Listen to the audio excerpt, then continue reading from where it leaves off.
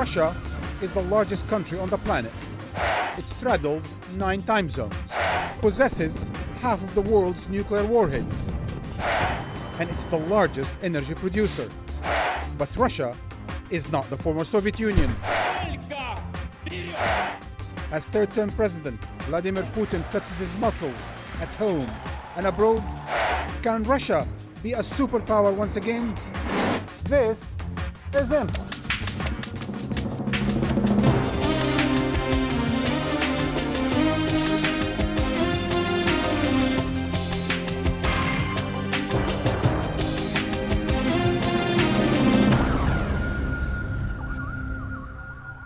Hello and welcome to Empire. I am Marwan Bishara.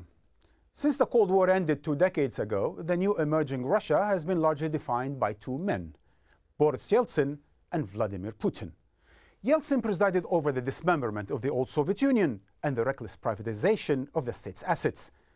Complicit in this decade-long Russian underhaul stood Western powers, eager to transform their old nemesis into a new ally. Washington saw this chaotic free-for-all as a new Wild West and assisted the plunder. Deepening inequality, mounting insecurity and disorder put a damper on the economic liberalization and increased the popular demand for security, stability, and the rule of the law. To regulate the heist and limit the damage, a new brand of centralization through authoritarianism and populist nationalism was introduced to Russia by the Yeltsin clique in 1999. Some call it Putinism. Vladimir Putin is not a man you'd describe as subtle. The once and future Russian president wants to convey one message and one message only. Vladimir Putin equals power.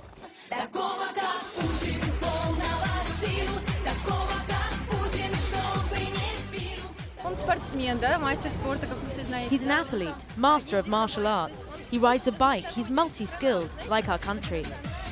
So he is as well, multi-skilled, positive, very handsome, and we simply love him. But lest you think these carefully orchestrated photo ops are merely a vanity project, they're not entirely lost at sea. Putin sees the Russian presidency as a metonym for the entire country. In other words, when you think of Russia, he wants you to think of this. Not this.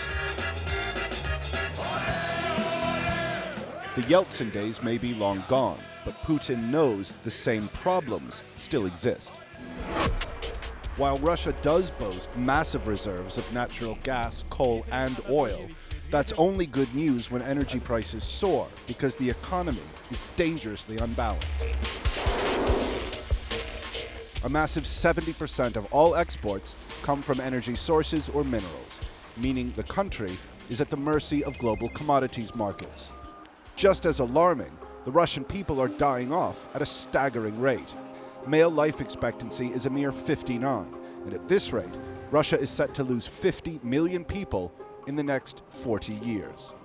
So it's no wonder Putin does everything he can to eliminate the impression of weakness. It also explains why he has never had any apparent qualms in crushing internal rebellion, which tries to challenge the power of the Kremlin.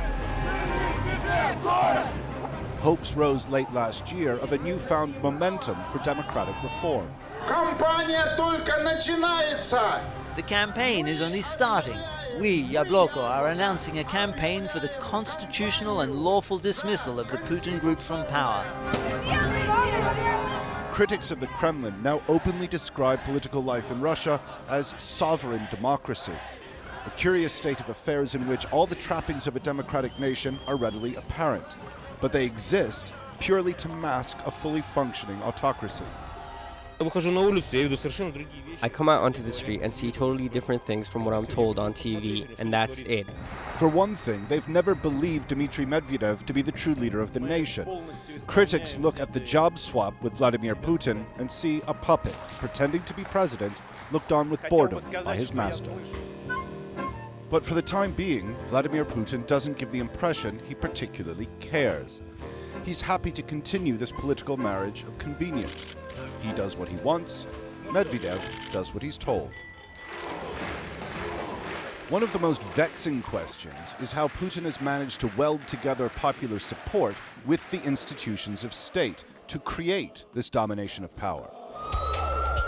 The single most effective way has been the threat of terrorist attack, whether it be real, fabricated, convenient, or a combination of the three. Major incidents like the Moscow theater siege in 2002 and the Beslan school siege in 2004 have left a powerful impression on the Russian people.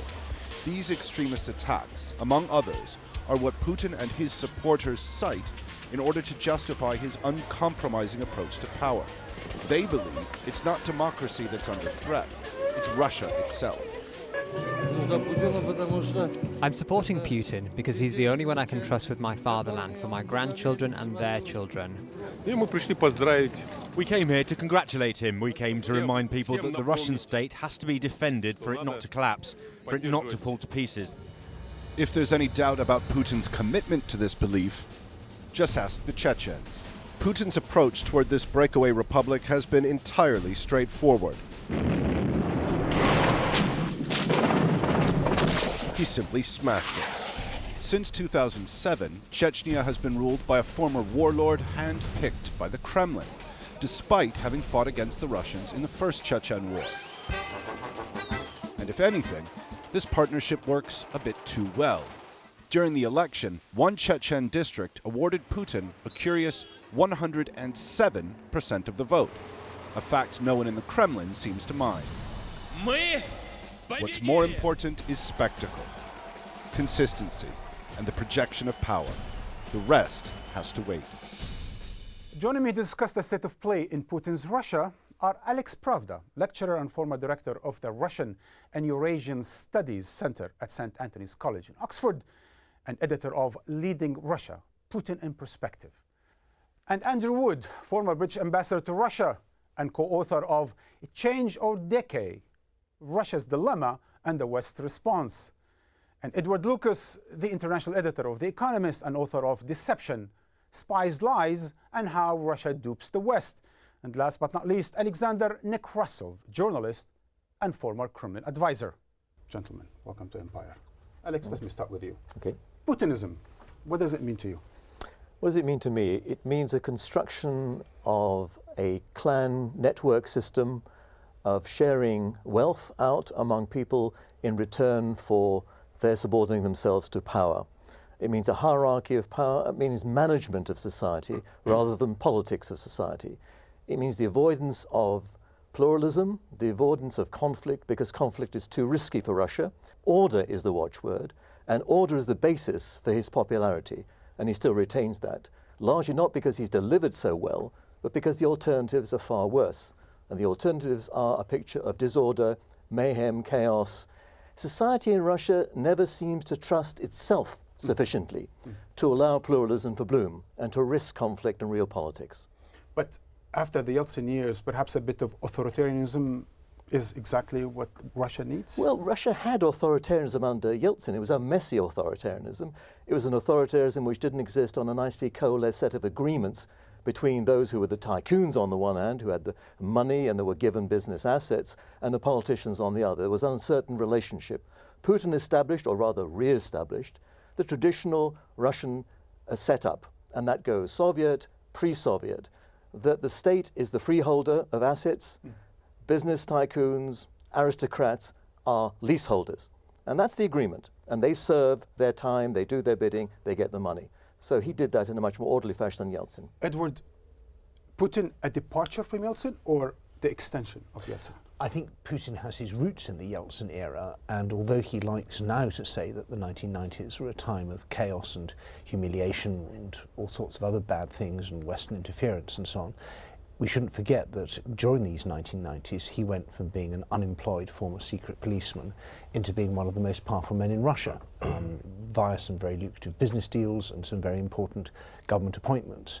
I think that in the 1990s we saw the beginnings of election rigging, which has become elevated to an art form in Russia now. We also saw the resurrection of the old KGB under a new label, the growth in importance of the FSB, which is its domestic wing, particularly which Mr. Putin headed. That's now one of the great organs of power inside Russia, in a way is the kind of chief enforcer for the regime. So I think there is continuity, but I think it's also made things worse. He made things worse? I think worse than the Yeltsin years? I think that the Yeltsin years were bad, chiefly because the oil price was very low. If Putin had to deal with Yeltsin's oil price of below $20 a barrel, his record would be disastrous. If Yeltsin had Putin's oil price of over $100 a barrel, we wouldn't look so harshly on Yeltsin. So he had this huge asset of high oil prices. Alexander, Putin years worse than the Yeltsin years? Well, the problem was that, and I was an advisor at the time, I was telling the Kremlin that there was a need to create a political system with a proper opposition, with proper institutions, and that's what Yeltsin didn't do. And I think that was the lasting damage that he inflicted on Russia. And Putin basically is the product of that system. It is not a system where somebody, a leader of a party, gets up the party ladder and becomes popular or tries to become popular. It's just appointments. Appointments, appointments. And that's why now we see that there are no political candidates that can actually stand in elections and have some weight or respect of the public. And that's another problem with the Russian opposition. There is no Russian opposition. These are all opportunists and chancellors who are trying to jump on the bandwagon. But why isn't there Russian opposition? Is it the Russians' fault? Because, as I said, under Yeltsin there was no political system, a proper political system created. You have to have candidates for the presidency who would look respectable, who would be interesting, who would have a program. But nothing like that was. You see, Yeltsin was paranoid in the last years in power. He was paranoid, he didn't understand what was going on around him, his family was running things. So I think that is the result of what happened in the 90s we see now. Are you talking more about the so-called managed democracy? That means that you have to create the political system from the top down? We didn't have any democracy under Yeltsin. It was a stage managed democracy. It was, okay, it had a bit of change because we had some sort of a parliament debate. Critics were saying that the president didn't do his job well. But in reality, the real power still lay with the Kremlin. They did what they wanted, and Yeltsin was part of it. Don't forget, Yeltsin was a member of the Politburo of the Soviet Communist Party. He had that mentality of a Soviet politician. And I don't think he actually delivered on any of the promises he made. Do you get the sense that perhaps then Putin is a bit of a melange between Yeltsin and the Soviet era? Well, two things. Nobody springs fully armed out of as if they were not part of history in that sense, of course.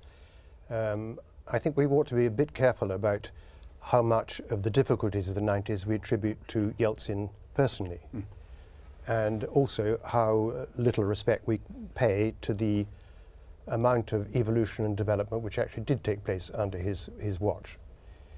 The first liberal reforms introduced, economic reforms introduced under Putin, stemmed directly from the aspirations of the reformers under Yeltsin.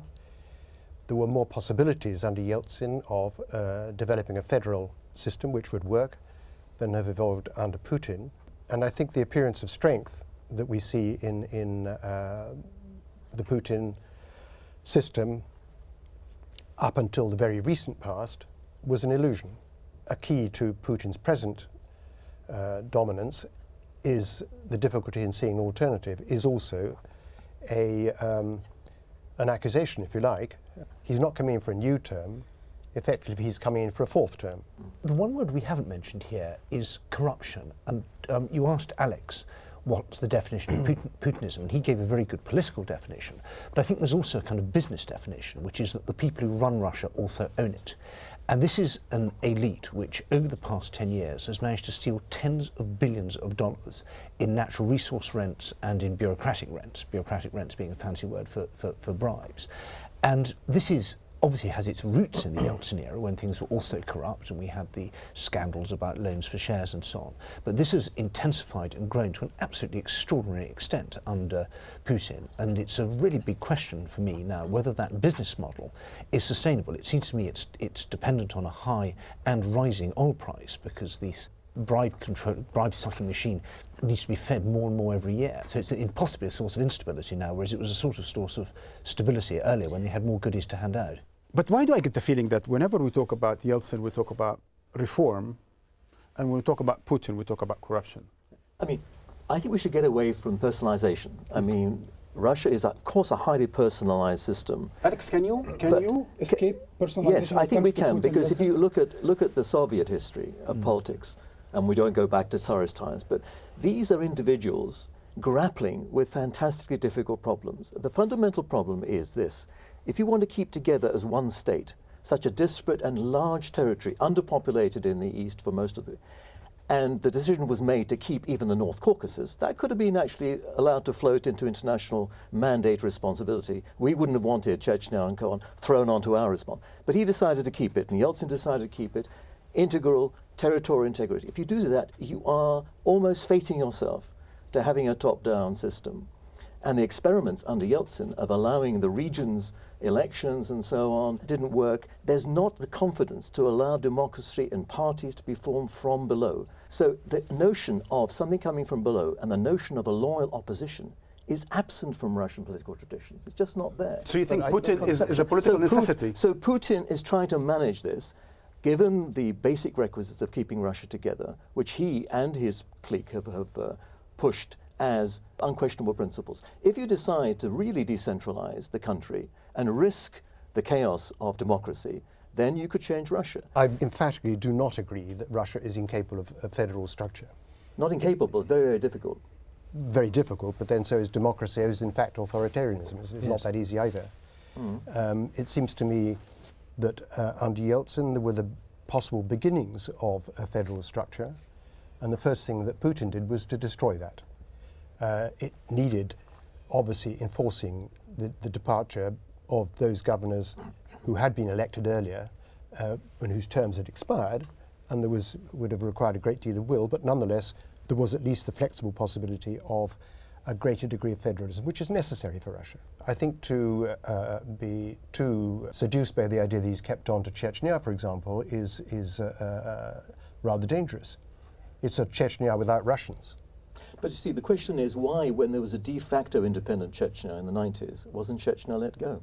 Let go? You think they would let go like the other former republics of the Soviet Union? They're a drag economically, in security terms. Well, maybe that was a good thing, maybe it was a bad thing. Chechnya was a gangster-ridden republic. Exactly. Let them go on the international system. But you couldn't allow such a situation develop in the Caucasus. We would have had an all-out war there. Did two all-out wars.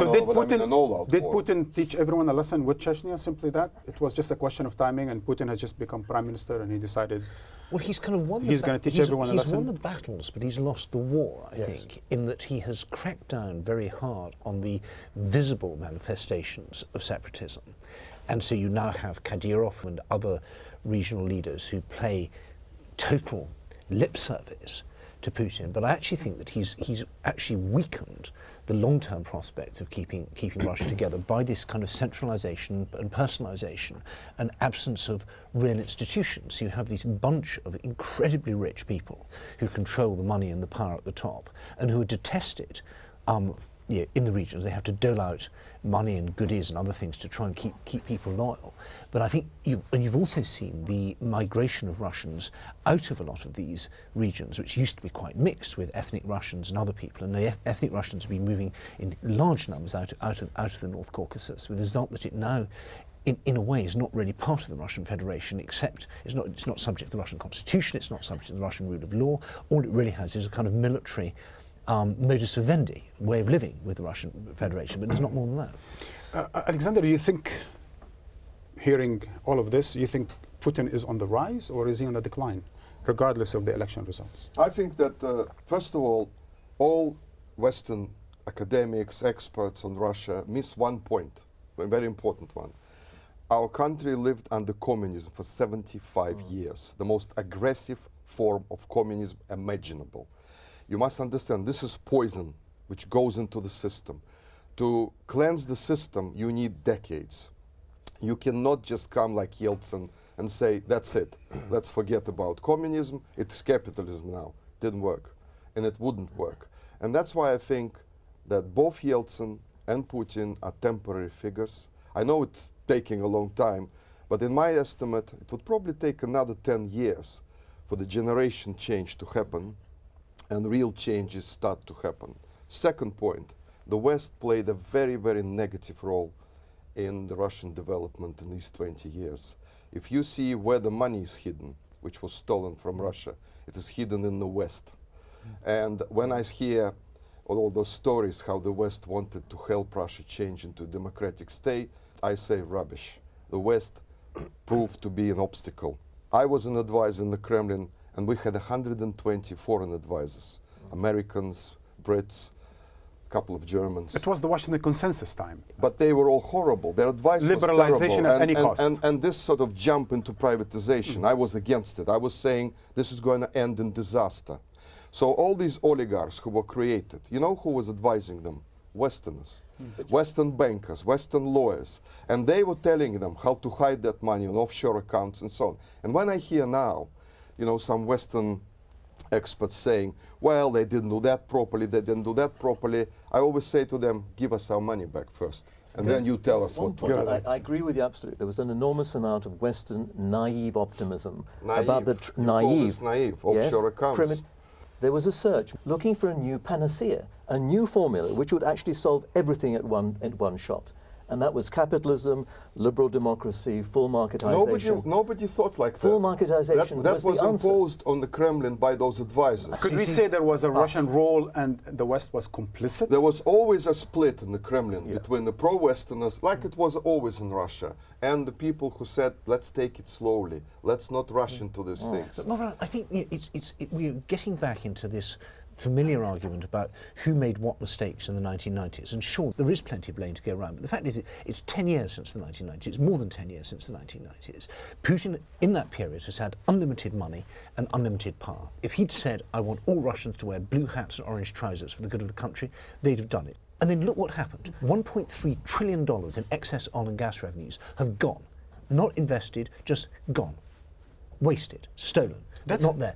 Okay with the complicity of the West, but the point for Russia is, what happens now? Where's this machine going? It's running on empty. It doesn't have that huge dividend of public trust anymore. It doesn't have the huge dividend of the oil and gas revenue. So what's he going to do? And I think that's what we should be looking at.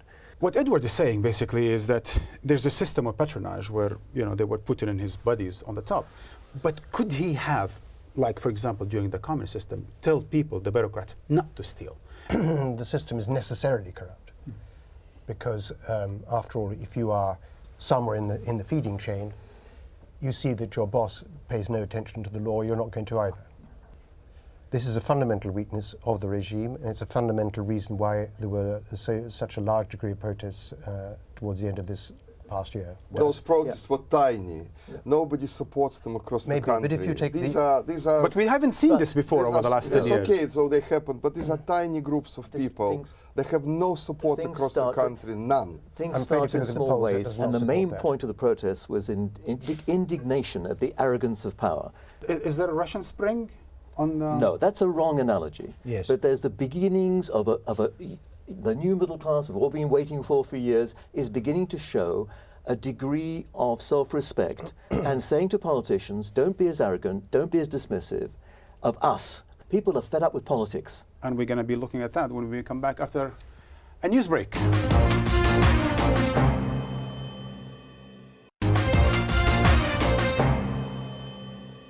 Welcome back with my guests, Alexander Nekrasov, Edward Lucas, Alex Pravda, and Andrew Wood.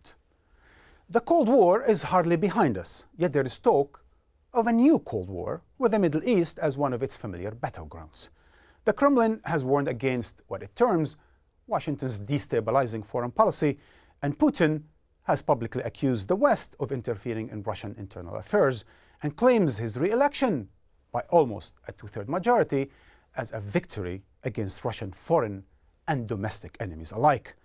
As he prepares to take over the Kremlin for the third time, there is no telling what Putin is thinking.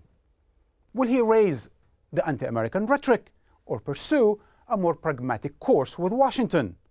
Either way, the post-Cold War honeymoon has given way to a new geopolitical clash of interests reminiscent of past rivalries. A day of high drama and momentous events in the current historic session of the United Nations. Moscow's dealings with the United Nations have always been a little bit prickly. A drastic reorganization of the World Body Secretariat. Whether it be Soviet leaders banging their shoes in 1960 or Russian leaders blocking resolutions today, the reason for the intransigence is the same. Because of a deep-seated belief that Western powers were manipulating the United Nations to promote their own agenda. Last year, Russian diplomats made it abundantly clear that Western countries far exceeded a UN mandate to protect the Libyan people, and used the justification of a resolution to topple Muammar Gaddafi, far beyond the original remit. When a similar measure regarding Syria came up for a vote earlier this year, Moscow refused to let it happen again. Russia will do all it can in order to prevent the situation in Syria descending into a similar scenario to Libya. Since then, Russia has signaled a willingness to help resolve the Syrian crisis, but on its terms. Damascus and Moscow have long shared strategic interests and a sympathetic worldview, and so, while Russia's tone has softened, its opposition to Western interference has not. At its essence, Vladimir Putin's position mirrors most of his Soviet predecessors. He believes that someone must stand up to the perpetual interference by the United States in the sovereign affairs of other nations, and like those before him, he's happy to be the man to do it. Noted for their absence are the perestroika days of overly optimistic statesmanship. Some believe that the weight of history condemned our two great countries, our two great peoples, to permanent confrontation. Well, you and I must challenge history, make new strides, build a relationship of enduring cooperation. Once Vladimir Putin took office, the mood was certainly polite, but clearly more than a little awkward. We spent a lot of time in our relationship trying to get rid of the Cold War. Elsewhere, Putin will not back down on issues like NATO expansion that Moscow feels are designed to provoke. And he doesn't much care for Washington starting turf battles by blatantly trying to poach former Soviet satellite states. A brief war with Georgia in 2008 was orchestrated to remind the West, not just Tbilisi, that Putin was in no mood to be pushed around. But he's also well aware how this plays at home. When he takes on a defiant neighbor or slaps down Washington, it only adds to the nationalist zeal that's backed him for 13 years now and counting. Like those who went before him, Putin seems happy to forge relations which irritate and sometimes anger the West. Today, Russia's status as one of the BRIC countries gives it the opportunity to build new diplomatic and economic ties with the emerging world. Early last year, China quietly overtook Germany to become Russia's largest trading partner. Welcomes the Prime Minister of the Russian Federation. With the economic balance shifting, Putin feels confident to do a little lecturing. Today, the pride of Wall Street's investment banks have virtually ceased to exist. They have suffered losses surpassing their total revenues of the last 25 years cumulative. This example, better than any criticism, describes the real situation. All of which demonstrates that, as far as Moscow is concerned, when it comes to dealing with the West, whether it be diplomatically, militarily, or economically, a little bit of tension is never a bad thing. Edward, perhaps tensions, a bit of populist foreign policy, a new Cold War. Isn't that a bit of exaggeration? Well, it depends what you mean by it, but I think one has first of all to notice that Russia is not strong enough today to have a real confrontation with the West. The Soviet Union could just about do it, but went bust trying to keep up the effort. It's well worth remembering, for example, the Russian Navy now has only 20 seaworthy major surface ships, and even those aren't in great shape. So the idea that you could have a full-scale confrontation over Syria, the way we did, for example, during the Cuban Missile Crisis, is just fanciful. What Russia can do is to use a kind of asymmetric approach where it does small but significant things that it knows will annoy the West. So, for example, in response to the American missile shield in Europe, it says it will put missiles in the Kaliningrad exclave next to Poland and Lithuania, or possibly even in a bit of Moldova that's controlled by a pro-Kremlin regime. So it could do these small things, and it can use its veto at the Security Council. But it's quite hard to see where this ends, because Russia's not strong enough to be a real pole in a multipolar world. It doesn't really have any other allies. They don't want to be friends with China because they're beaten up. They can't be friends with the Muslim world. There isn't a kind of global anti-Western alliance that they can lead. So I think this is in the end is a bit of a dead end for them. The Cold War paradigm is a very misleading one. It's misleading for Russia because it leads them to place far too much emphasis on their relationship with the United States, and to see the United States as somehow their natural partner, which is not a reality.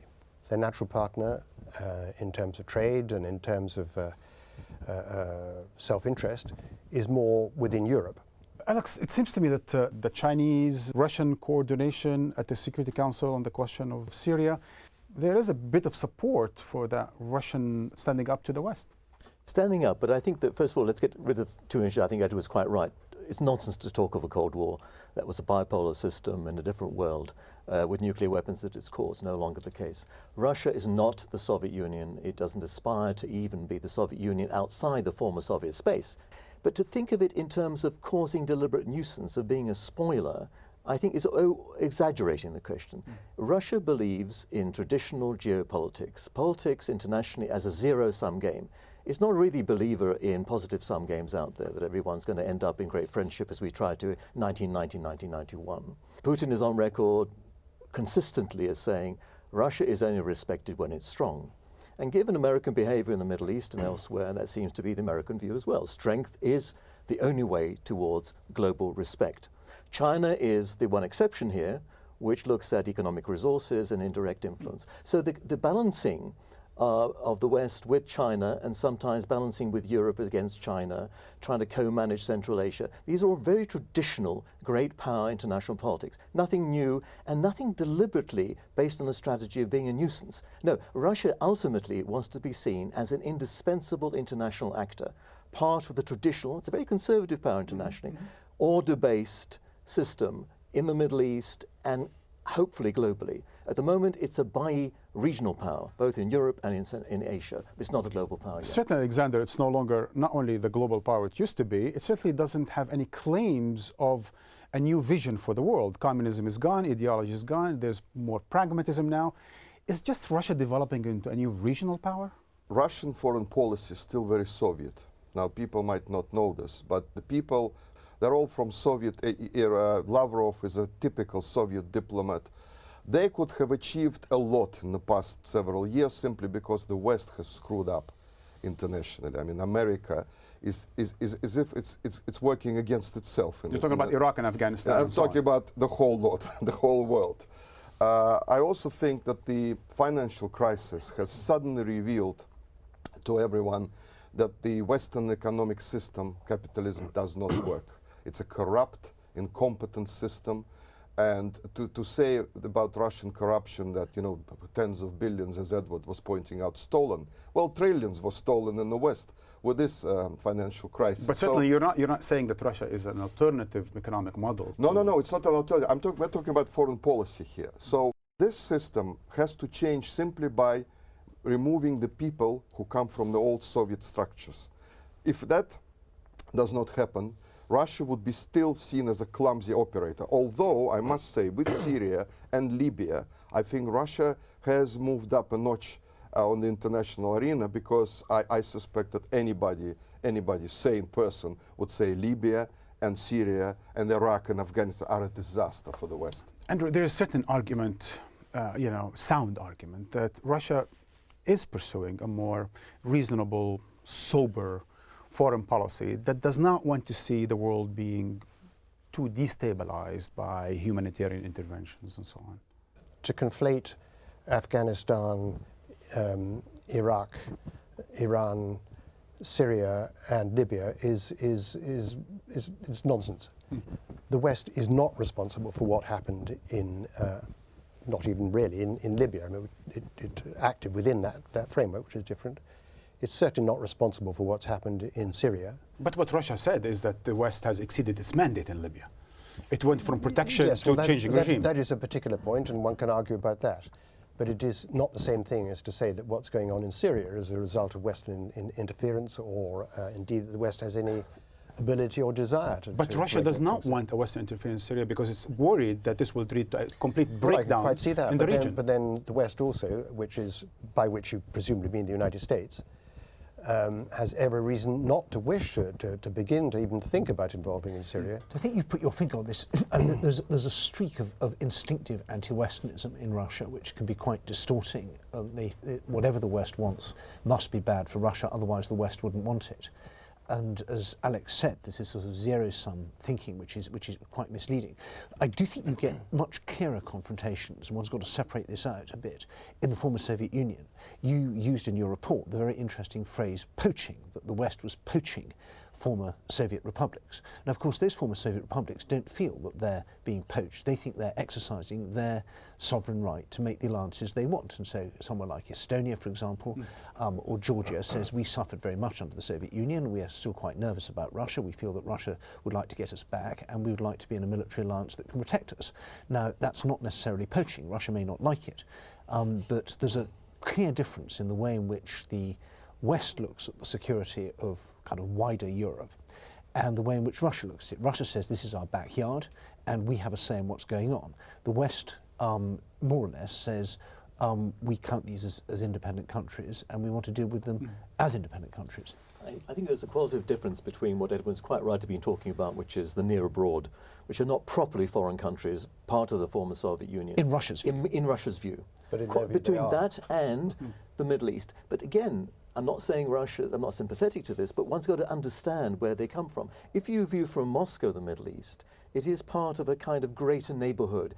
Iran bears on Azerbaijan. Azerbaijan directly bears on what's happening here. Whereas for the United States, the Middle East is a faraway set of countries. So there must be a conspiracy, and this is the Russian view, behind all that to get at Russia in some sense. And I agree with Edward. There seems to be interesting what Alexander thinks about whether this is going to change, an assumption that the West is out to get at Russia for some reason. But of course, excuse me, the West has been mishandling policy towards Russia. Yes. Take NATO. Yes.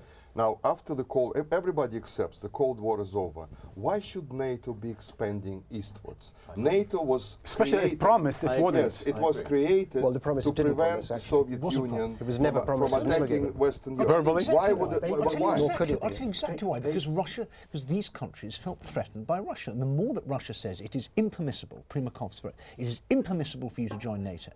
And as soon as someone says it's impermissible for you to put a burglar alarm in your house, you start thinking, how safe is my house? Let's go back to Russia, this wouldn't have happened without Russia. We should have got rid, in 1991, there was a big decision taken, I think a wrong one, for bureaucratic and cautionary reasons, to go on with NATO and expand it, or to go to CSE, OSCE, to actually change the security management of Europe. Organization of Security. To no longer have standing alone. The Warsaw Pact had dissolved itself, it had collapsed, to have NATO. And the decision was taken to expand NATO. Now that militarizes relations. But the OSCE option was totally unrealistic. It was a major mistake. Untrue. Look, NATO there was no decision made then to expand NATO, and for years nobody wanted to expand NATO at all. And the whole idea of bringing former Soviet countries into NATO was regarded with horror by most NATO members. What made it happen was developments in Russia that made these countries feel nervous. But you recognize that Russia has a certain security preoccupations in its former Soviet republics. I agree, but I interviewed an Estonian spy who was spying for the Russians. He was a very senior Estonian official. The Russian spy masters tasked him with finding out the secret NATO plan to attack Russia from Estonia. And he said, there isn't one. And they said, look harder. In fact, the truth was, at the time, there wasn't even a NATO plan to defend Estonia from Russia, because NATO was so keen that Russia shouldn't think there was any kind of military threat. And I think that kind of exemplifies the way Russia looks at it. Russia thinks there must be some kind of hidden agenda. They must be out to get But of course there is a hidden agenda. You cannot extend a bloc which was created to defend Europe from the Soviet Union and insist doggedly that all those republics are feeling they're in danger. First republics, first of all, are playing their own games. Don't forget this. Georgia was playing a game. And if you tell me that the Georgian troops attacked Abkhazia without American permission, I would laugh at this. They didn't attack Abkhazia. I would laugh at this. They didn't. It was Ossetia. But Ossetia, sorry.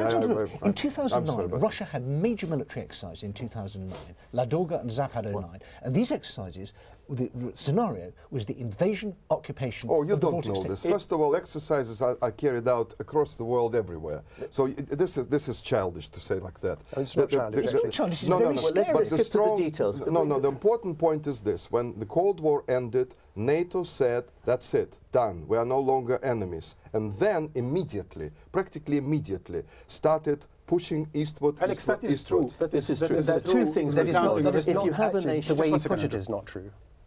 Well, Because it's not that NATO started as an organisation. First of all, it's not a bloc. It's not organised from one Alliance. centre. It is. Well, it's not just allies. It's a consensus-driven organisation. It's not a bloc, though it's natural for. We've seen it in Iraq. This consensus, yes. That wasn't NATO. But that isn't NATO. Well, but it's- America and Britain are NATO. Yes, That's but lots of fine. other- lots of other NATO NATO is countries. America. That is my I just want to point. make one fundamental point, which I think agrees with everything.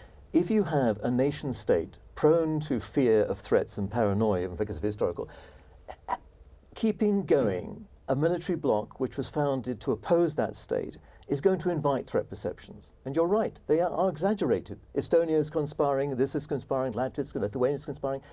Why we don't get rid of the military nature of our relationship in Europe with Russia puzzles me. Andrew, this is true. This was it was supposed to keep the Germans down and the Russians out. Well, and the that's all Germans gone. also helpfully divided. Yeah. So. Today, you mean? No, then. Well, then. so what's the point of the military of course it's dimension of the Of course NATO it is a alliance? different situation. Of course, Russian perceptions are understandable if factually mistaken. Of course, we've all got to try to develop new perspectives, whether it's in Moscow or in Tallinn or in London or whatever. That ought to be a proper process. The expansion of NATO actually, militarily, has weakened the alliance, not strengthened it. Right, I agree with that. Now, to go beyond the immediate and NATO into the broader Middle East, that's where apparently the disagreement is, and historically the Cold War as well. There's also a bit of neglect that Russia, Alex, you were talking about the history, that it had history with the Ottoman Empire and Turkey. It does feel there's a threat from a growing Turkey, from a destable Iran, from the nuclear issue, from the so-called Islamic expansion issue. So all of these things are important for Russia, and perhaps it does have a right to put its foot down when it comes to major changes in the I don't know about the Middle East. right, but it has vital interests, and Europe could claim just about having vital interests. America, quite honestly, cannot claim vital security interests. Its interests are in oil and in energy and in global management. So Russia has a legitimate interest in being a major player in the greater Middle East, as long as other external actors are involved there as they are. And Russia still remembers the great mistake of 1967. Remember that? It lost one hand. It finished diplomatic relations with Israel, and from then on suffered under the disadvantage of having the Americans, who had both Israeli and Arab strings to their bows, and the Russians only had Arab strings. At the moment, Russia still has pretty good technical and arms relations with Israel and economic relations with Israel, as well as trying to have relations with other Arab states. But that is precisely the point. Alexander, perhaps you could recall that in most of these cases, when it comes to Iran and Turkey, Israel and the Arabs, Russia was always happy in this duality of conflict among most of those who it deals with. It never really wants to resolve anything. It likes to manage crisis and interfere in them. Well, I don't think it wants to actually see conflict. Manage conflict. Well, even manage conflict, because managed conflict becomes unmanageable sometimes very quickly. When did Russia try to resolve any question in the global Middle East? Well, behind the scenes, a lot of times. I remember myself when we were sending diplomats there to talk and try to resolve issues. I mean, Syria, okay, there was a delay. They should have acted earlier in Syria. They should have gone to see Assad earlier than that. But that was a clear-cut case. With Libya, by the way, there were extensive talks behind the scenes when Russia tried to convince Gaddafi to move out. And no, I wouldn't agree at all with that. And even the Israeli-Palestinian problem, Russia is taking an active stance on that. So no, it's trying to help. Is there a legacy to be talked about now, 13 years on, perhaps another 4 more years of Putin on the foreign policy, on the domestic front? Now would be a good time for a fresh start, in fact. But I think that, as you think he's capable? I think the problem is that the regime is addicted to anti-Westernism at home as a kind of media trope, as a way of whipping up the crowds. But so it also can manage it whenever it's convenient for it. But it shifts. It closes off some options. It becomes. I mean, they're having great difficulty at the moment because they've got an airbase in Ulyanovsk, which is helping the Western withdrawal from Afghanistan. This is something the regime wants, and because they've whipped up so much anti-Westernism, the locals now are saying we don't want a NATO base here. So there are costs to this policy.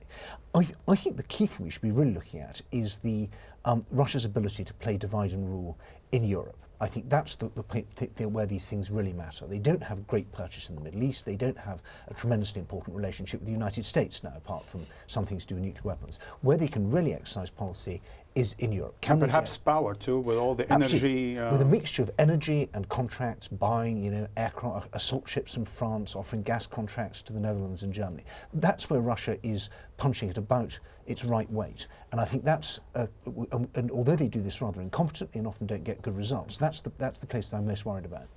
I think I think Russia is essentially and always has been a European country. Increasingly, because of the population movement west, it is essentially European. It does have the energy links we all know about, the trade links, but it's under-institutionalized as a relationship. And the Russians traditionally have not been able to come up with the imaginative ideas. We had Medvedev's idea of a new European security. That won't work. It's up to the Europeans, and this is a huge opportunity to get our act together and to look at the ways in which we can create a new framework of a greater Europe, which we include Russia and Ukraine and the western parts of the former Soviet Union. That's the only way we're going to have a stable relationship. This sounds very constructive to me, and I would love to end on this note. Very constructive. Thank you, gentlemen, for joining Empire, and I'll be back with a final thought. It feels like a lifetime since Bush looked into Putin's eyes and was able to get a sense of his soul, found him straightforward and trustworthy. Putin had Bush at Privyet. It was love at first sight. But as in the James Bond classic, From Russia with Love, smooth talk and sophisticated mannerisms only hide plots and counterplots. The escalation in Chechnya and Georgia, like Iraq and Afghanistan, spoke louder than words. And soon after, Obama and Medvedev, hardly the alpha dog duet that Putin and Bush projected, have tried to calm the tensions and bridge the differences between the two superpowers. Now that Putin is back in the Kremlin, watch not for what he and Obama say, watch what they will do. More tellingly, listen to the silence of these two restrained political animals. Like speech and rhetoric, silence has its rules, and sometimes it can be deafening. And that's the way it goes. Write to me at empire@aljazeera.net. Until next time.